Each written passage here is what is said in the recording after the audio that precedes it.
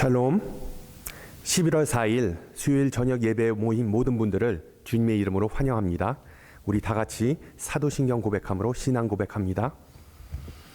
전능하사 천지를 만드신 하나님 아버지를 내가 믿사오며 그 외아들 우리 주 예수 그리스도를 믿사오니 이는 성령으로 잉태하사 동정녀 마리아에게 나시고 본디오 빌라도에게 고난을 받으사 십자가에 못 박혀 죽으시고 장사한 지 사흘 만에 죽은 자 가운데서 다시 살아나시며 하늘에 오르사 전능하신 하나님 우편에 앉아 계시다가 저리로서 산자와 죽은 자를 심판하러 오시리라.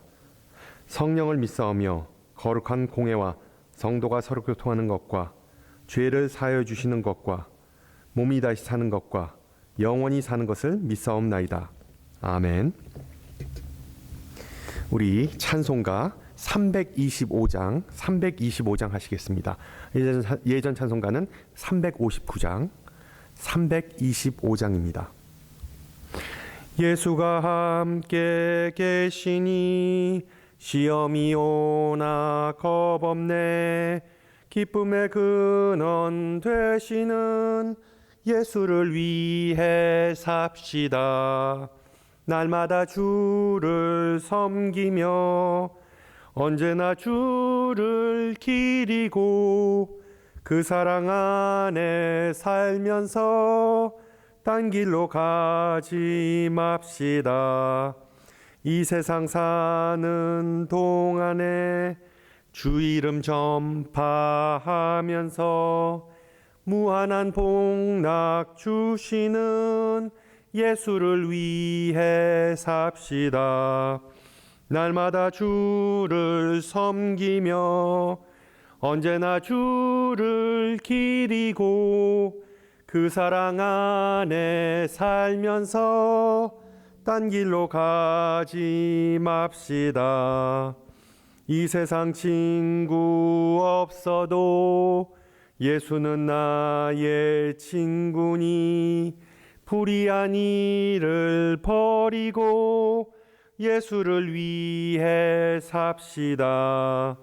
날마다 주를 섬기며 언제나 주를 기리고 그 사랑 안에 살면서 딴 길로 가지 맙시다. 주께서 심판하실 때 잘했다 칭찬하리니 이러한 상급 받도록 예수를 위해 삽시다. 날마다 주를 섬기며 언제나 주를 기리고 그 사랑 안에 살면서 딴 길로 가지 맙시다. 아멘. 하나님께서 오늘 이 저녁 우리에게 주신 말씀 신약성경 고린도후서 12장 2절에서 10절 말씀입니다. 고린도후서 12장 2절에서 10절 말씀, 제가 가진 성경으로 신약성경 299페이지입니다. 고린도후서 12장 2절에서 10절 말씀을 받들어 봉독합니다. 내가 그리스도 안에 있는 한 사람을 아노니 그는 14년 전에 셋째 하늘에 이끌려 간 자라. 그가 몸 안에 있었는지 몸 밖에 있었는지 나는 모르거니와 하나님은 아시느니라.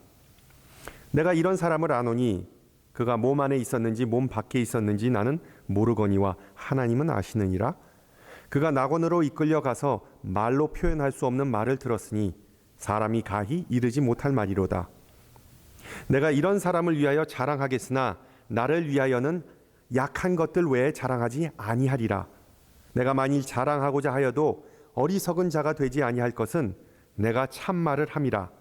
그러나 누가 나를 보는 바와 내게 듣는 바에 지나치게 생각할까 두려워하여 그만두노라.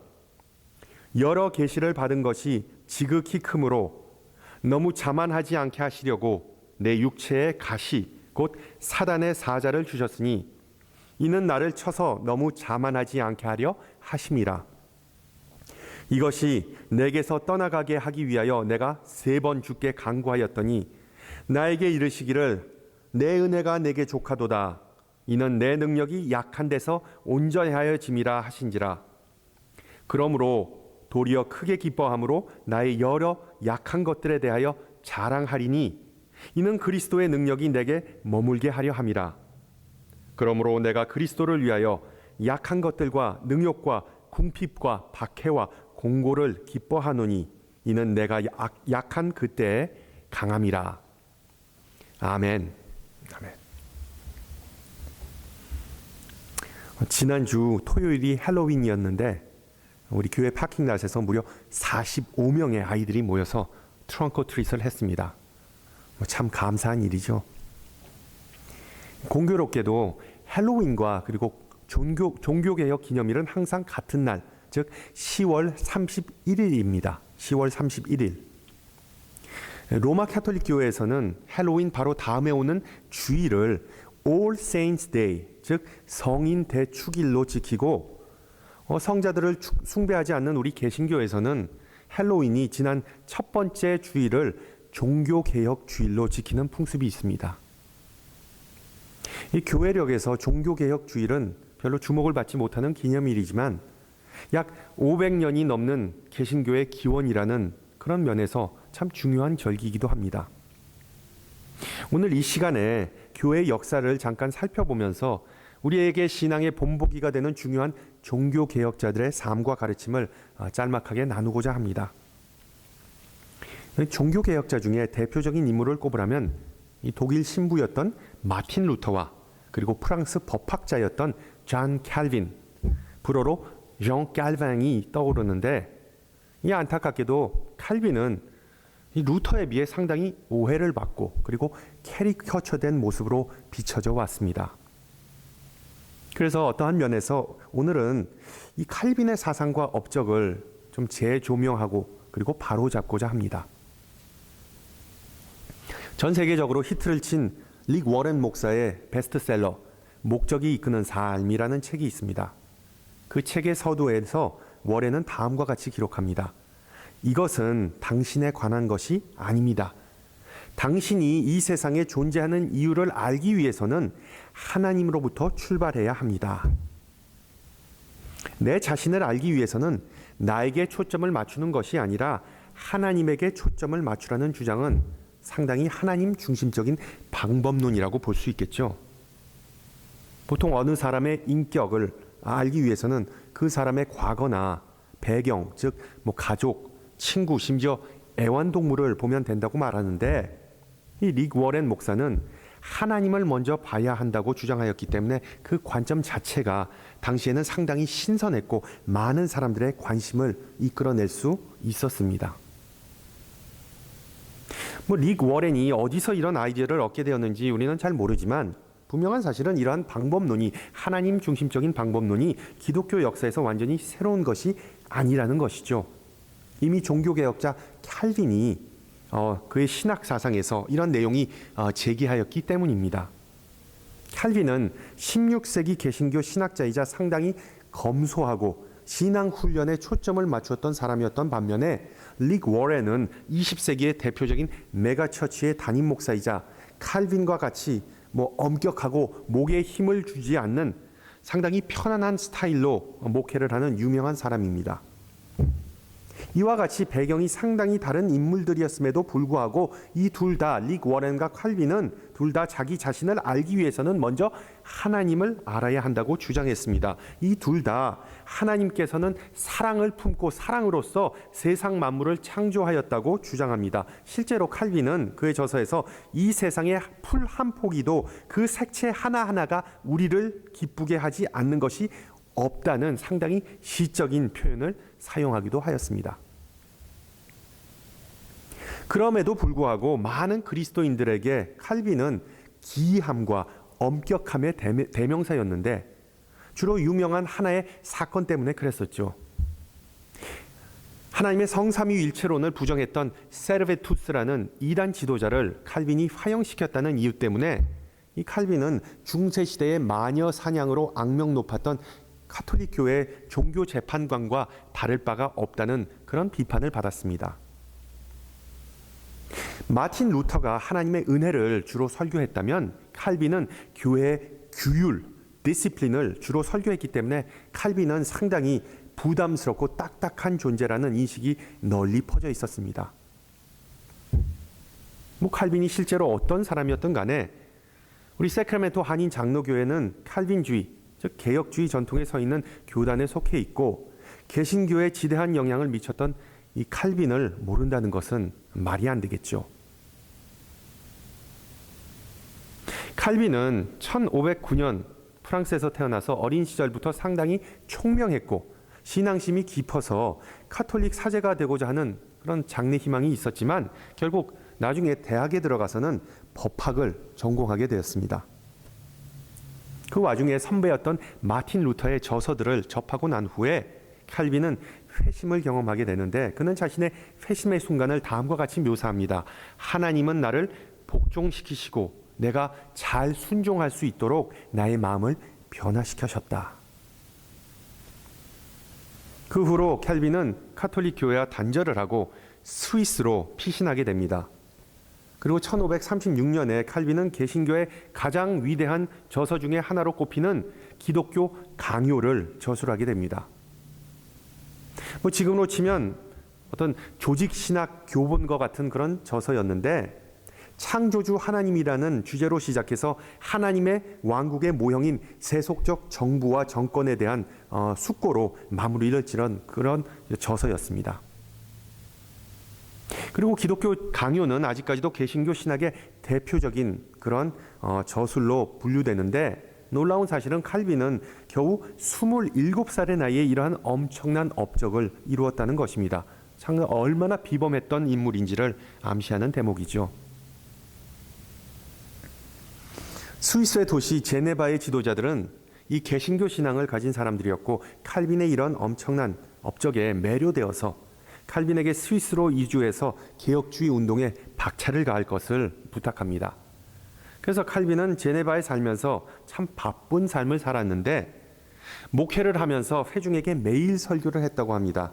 그 당시의 설교는 좋게 두세 시간은 했던 일종의 강론이었습니다.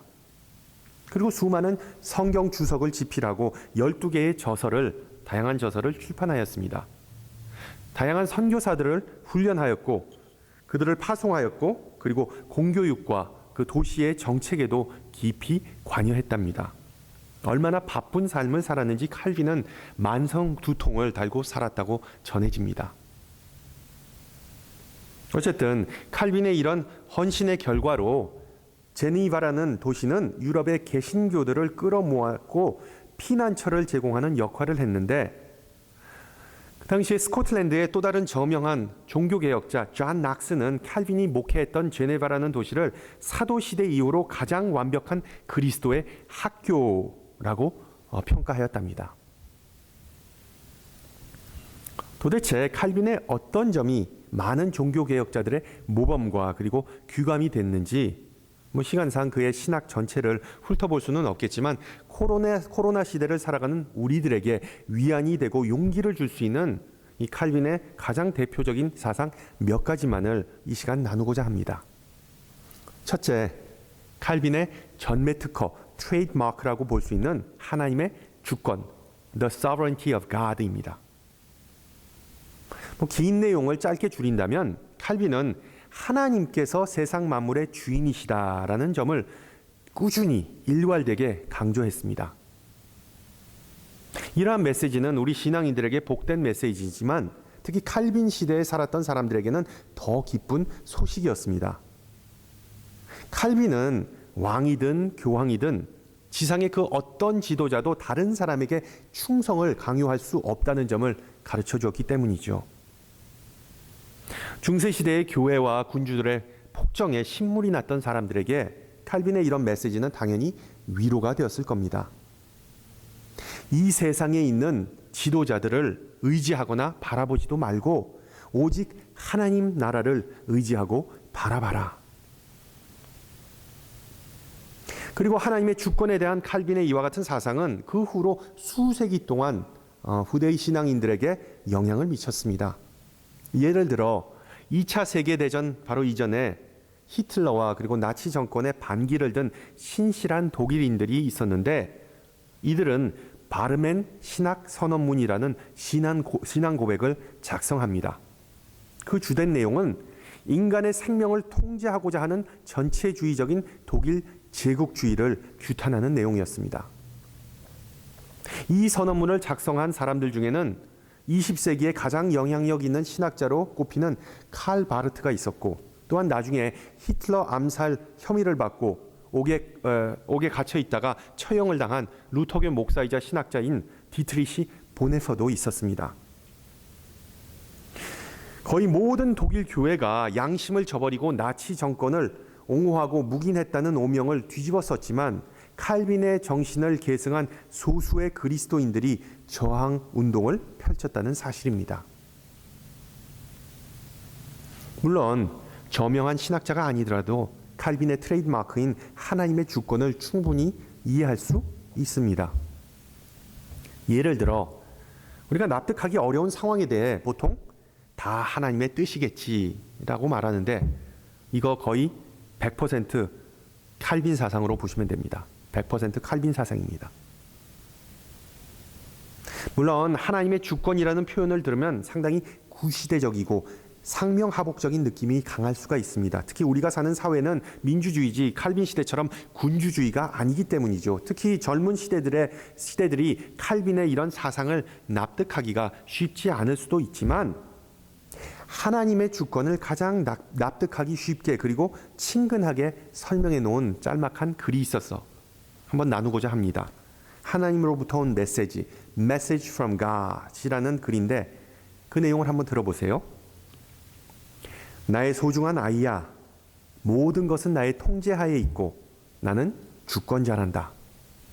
내가 원하는 대로 세상 일들이 진행되게 할 수 있지만, 또한 내가 스스로 선택을 할 수 있게 자유를 준단다. 이 모든 것들이 어떻게 서로 맞물려 이루어지는지 내가 잘 이해하지 못하는 때도 있겠지만, 내가 선택한 결과물을 가지고 나의 목적을 만들어 갈 수도 있단다. 그러기 위해서는 너는 나를 믿어야 하고, 내가 품은 계획과 선택에 대해 항상 나와 상의하면 좋겠구나. 내가 원한다면 나의 지혜는 너의 것이 될 수 있단다.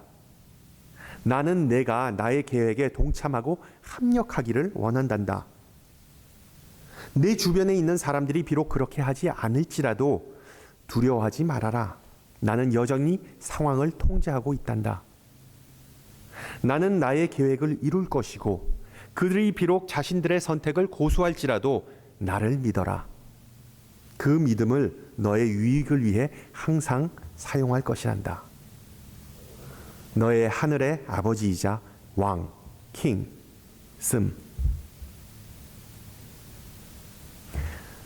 여러분, 항상 기억하세요. 우리에 관한 것이 아니라 하나님에 관한 것입니다. 우리 자신보다 하나님을 먼저 알고 의지하시기를 소망합니다. 칼빈의 또 하나의 중요한 사상은 바로 하나님의 은혜입니다. 하나님의 은혜. 하나님의 주권보다는 덜 알려진 내용이지만, 루터와 마찬가지로 칼빈은 하나님의 은혜의 중요성을 강조하면서 은혜 없이는 구원도 없다고 말했습니다. 하나님의 백성인 우리가 이 세상의 그 어떤 권세에게 굴복할 이유가 없듯이, 하나님은 이 세상 만물의 주권자이시기 때문에 이 세상의 그 어떤 인간, 그 어떤 행위, 그리고 그 어떤 권세도 인간을 구원하지 못한다고 칼빈은 주장했습니다. 대표적인 케이스가 바로 행위로 구원을 받는다는 가르침을 내세웠던 로마 가톨릭 교회였지요. 인간은 하나님을 결코 마음대로 조정할 수 없기 때문에 모든 인간은 그리스도 예수를 믿는 이들에게 주어지는 선물인 하나님의 은혜로만 구원받을 수 있다는 점을 칼빈은 상기시켜 주었습니다.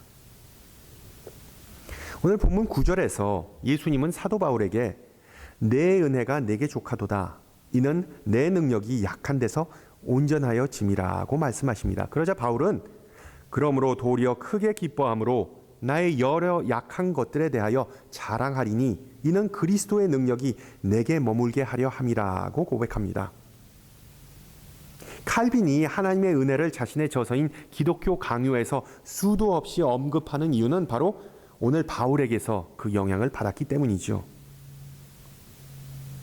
그의 기독교 강요 서문에서 칼빈은 다음과 같이 기록합니다. 하나님 앞에서 우리는 하나님의 긍휼 외에는 자랑할 것이 아무것도 없다. 우리의 공로가 아니라 하나님의 긍휼로 말미암아 우리는 영생의 소망을 얻었기 때문이다. 그리고 거기서 칼빈은 한 걸음 더 나아가 성부 하나님과 성자 하나님의 하나됨을 설명해 줍니다. 바울이 하나님의 이름을 거론하면서 바로 즉시 그리스도의 이름을 언급한다고 칼빈은 기록합니다. 따라서 칼빈은 하나님의 은혜와 그리스도의 은혜가 동일한 것이라고 설명합니다. 동시에 칼빈은 은혜 받은 인간이 완벽해졌다는 망상에 빠지지 말 것을 조심할 것을 당부합니다. 부주의와 그리고 게으름을 항상 조심하면서 욕심의 정욕으로부터 정복당하지 않아야 한다.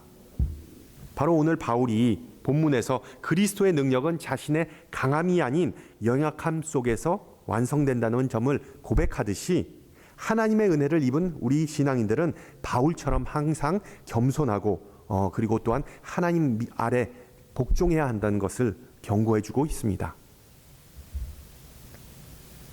내 은혜가 내게 족하도다. 이는 내 능력이 약한 데서 온전하여짐이라. 바로 사도 바울과 그리고 우리들에게 주시는 예수님의 말씀입니다. 바울과 칼빈에 의하면 우리는 그리스도 예수의 믿음을 통하여 하나님의 은혜로서 구원을 받습니다. 우리가 잘나서가 아니라, 우리가 잘해서가 아니라, 우리가 완벽해지고자 발버둥 쳐서가 아니라 만물의 주권자이자 하나님의 선물인 오직 은혜 덕분임을 명심하시기 바랍니다. 물론 혹자는 우리가 신앙생활을 하면서 하나님의 은혜가 무엇인지 그리고 그 은혜가 어떤 역할을 하는지 잘 안다고 말할 수 있겠죠. 그런데 칼빈의 은혜의 메시지는 16세기 사람들에게 말로 다 할 수 없는 정말 복된 소식이었습니다. 복된 메시지였습니다. 그 당시에 대부분의 사람들은 정치 그리고 종교 지도자들에 의해 억압받는 삶을 살았기 때문에 삶이 고단하고 희망이 안 보이고 천국에 대한 소망이 다 사라진 상태였습니다. 그러나 하나님의 은혜에 대한 칼빈의 메시지는 그들에게 힘있게 다가왔기 때문에 칼빈의 영적 지도를 받았던 제네바를 많은 사람들은 그리스도를 배울 수 있는 최고의 학교로 꼽았던 것이었습니다. 칼빈의 이런 메시지는 현대시대를 살아가는 우리에게도 힘과 용기를 주죠.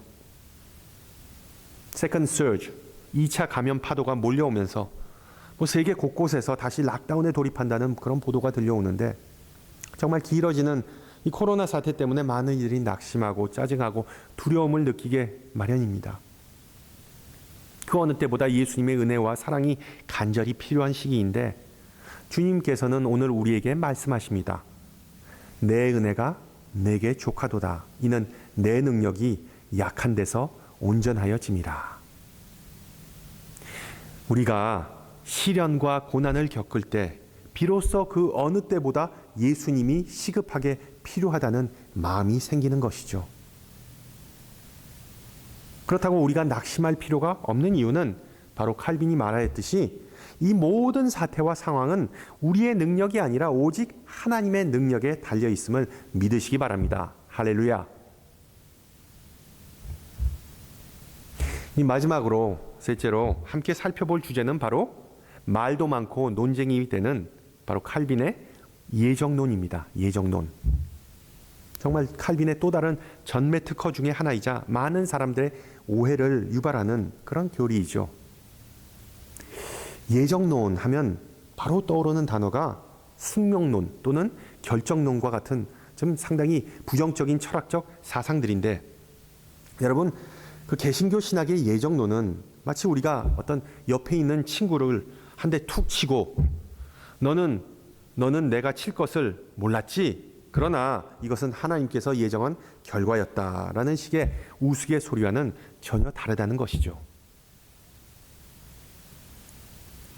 2003년에 나온 God and Generals, 하나님과 장군이라는 영화는 스톤월 잭슨이라는 남부 동맹군의 장군의 일대기를 보여주는 영화입니다. 이 사람은, 이 잭슨이라는 이 장군은 용맹스러운 군인이자 신실한 장로교 장로이자 독실한 칼빈주의자였는데, 어느 날 어느 부하가 그에게 물었습니다. 어떻게 장군님은 총알이 빗발치는 전쟁터에서 그렇게 동요를 하지 않을 수가 있습니까? 그러자 잭슨 장군은 다음과 같이 대답했답니다. 내 신앙은 내가 전쟁터에 있든 침대에 누워있든 그 어느 곳에서도 평안하다는 것을 확신시켜 주네. 하나님은 내가 죽을 시간을 정해 놓으셨겠지만 나는 그 시간에 대해 전혀 신경을 쓰지 않지. 그러나 나는 그 어떤 어려운 상황 속에서도 항상 하나님의 부름을 받을 준비가 되어 있는 것. 모든 인간은 다 그렇게 살아야 한다고 보네. 그럴 수만 있다면 모든 인간은 똑같이 나와 같이 용맹할 것이기 때문이지. 마찬가지로 칼빈은 하나님께서 모든 인간의 때를 정하셨다고 믿었습니다. 그러나 만약에 우리가 몸에 안 좋은 이런 정푸드를 계속해서 먹거나 줄담배를 피거나 아니면 술을 주구장창 마셔서 우리가 건강을 해치고 결론적으로 죽게 된다면 그것은 우리 인간의 선택이라는 것입니다. 그 결과는 칼빈이나 하나님과는 아무런 상관이 없다는 것이죠. 그래서 칼빈에게 있어서 이 예정론이라는 개념은 인간을 정죄하고 무섭게 만드는 개념이라기보다는 인간에게 위로와 용기를 주는 그런 긍정적인 개념이었습니다. 우리가 실제로 하나님의 주권을 믿는다면 우리가 걱정하거나 두려워할 것은 아무것도 없다는 뜻입니다. 마치 로마의 핍박을 받으면서 서커스에서 죽어갔던 초대 그리스도인들이 정말 끝까지 담대했던 것처럼 우리 신앙인들은 우리의 삶이 우리의 손이 아닌 하나님의 손 안에 있는 것을 확신하기 때문에 죽음에 맞서더라도 두려워하지 않을 수 있다는 것이 바로 예정론의 핵심입니다. 내가 사망의 음침한 골짜기로 다닐지라도 두려워하지 않을 것은, 보다시피 다윗도 시편 23편에서 예정론을 간접적으로 고백하고 있습니다. 칼빈의 예정론의 핵심은 하나님께서 인간의 앞날을 미리 알고 계신다는 것이지 우리 인간의 행동이나 선택이 이미 다 사전에 결정되었음을 의미하지 않는다는 것입니다. 쉽게 말하면 우리의 잘못과 실패의 책임을 하나님에게 전가하거나 하나님을 원망하지 말라는 것입니다.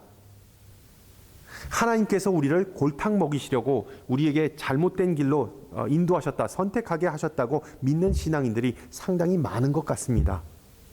말이 아다르고 어다르다는 것입니다. 하나님은 우리에게 은혜를 베푸시고 그 은혜를 받을 것을 원하십니다. 우리가 살던 죽던 우리는 다 하나님의 소유물입니다. 그래서 우리는 미래에 대해 결코 두려워하거나 의심할 필요가 없다는 것이죠.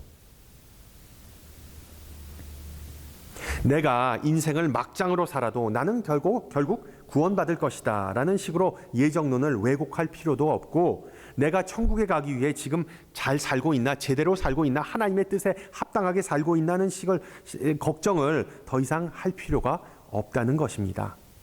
하나님은 늘 항상 모든 것을 주관하시면서 은혜를 베푸십니다. 우리가 예정론을 믿든 안 믿든 그것을 어떻게 이해하든 바로 이 약속을 우리는 꾸준히 의지하면서 살기를 소망합니다. 아직까지도 예정론을 부담스럽게 느끼시는 분들이 있다면 기독교 영성가이자 베스트셀러 작가였던 C.S. 루이스의 명언을 한번 들어보시기 바랍니다. 조금 단순하다고 느낄 수도 있겠지만 그렇다고 C.S. 루이스, 기독교 거장이죠. 그는 절대로 그 영성의 깊이가 단순하거나 얕았던 사람이 아니었습니다.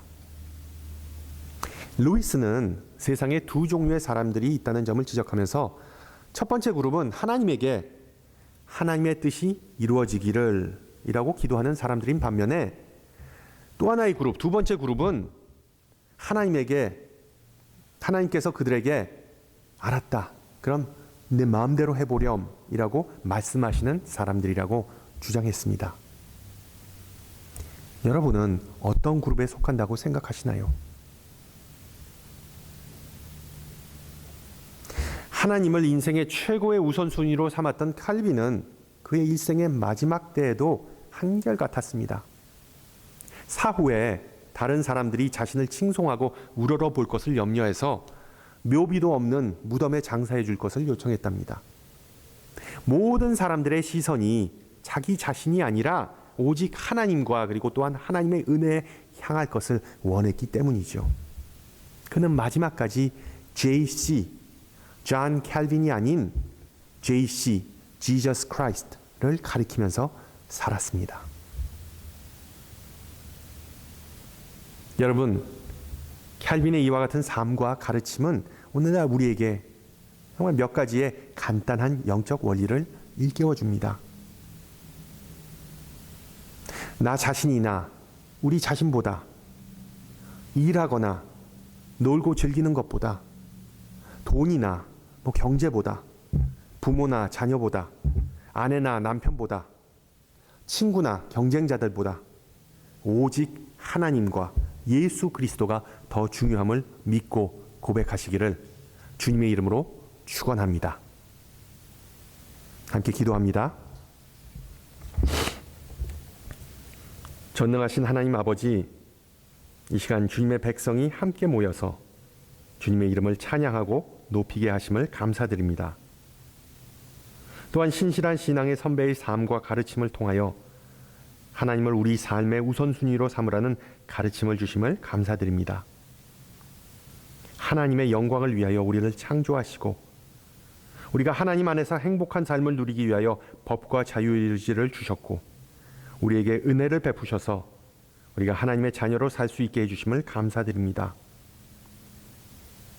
죄와 잘못된 선택으로 인하여 길을 잃고 방황하더라도 하나님은 자비롭고 은혜로워서 두려움과 걱정에서 자유롭게 해주심을 믿고 고백합니다. 항상 순종의 길로 인도하시고 겸손한 마음을 품게 하시어 우리의 삶의 열매를 주님께 바칠 수 있기를 기도합니다. 이 복잡하고 시끄러운 세상 속에서도 하나님의 주권을 의지하고 하나님의 음성에 귀를 기울이면서 하나님을 섬기고 하나님의 나라에 대한 소망이 끊이지 않게 하옵소서. 주님, 많은 일들과 어려움들이 산재해 있는데 이제 선거가 끝나고 이 나라가 평온해지고 갈라진 마음들이 다시 모일 수 있게 하옵시고 특히 질병이 다시 기승을 부리는데 주님의 백성을 지키시고 인도하옵소서. 다 같이 주님 가르쳐 주신 기도합니다. 하늘에 계신 우리 아버지여, 이름이 거룩히 여김을 받으시오며 나라의 임하옵시며 뜻이 하늘에서 이룬 것 같이 땅에서도 이루어지이다. 오늘날 우리에게 일용할 양식을 주옵시고 우리가 우리에게 죄 지은 자를 사하여 준 것 같이 우리의 죄를 사하여 주옵시고 우리를 시험에 들지 말게 하옵시며 다만 악에서 구하옵소서. 대개의 나라와 권세와 영광이 아버지께 영원히 있사옵나이다. 아멘. 여러분, 평안한 한 주 보내시고 다음 주 이 시간에 뵙겠습니다. 샬롬.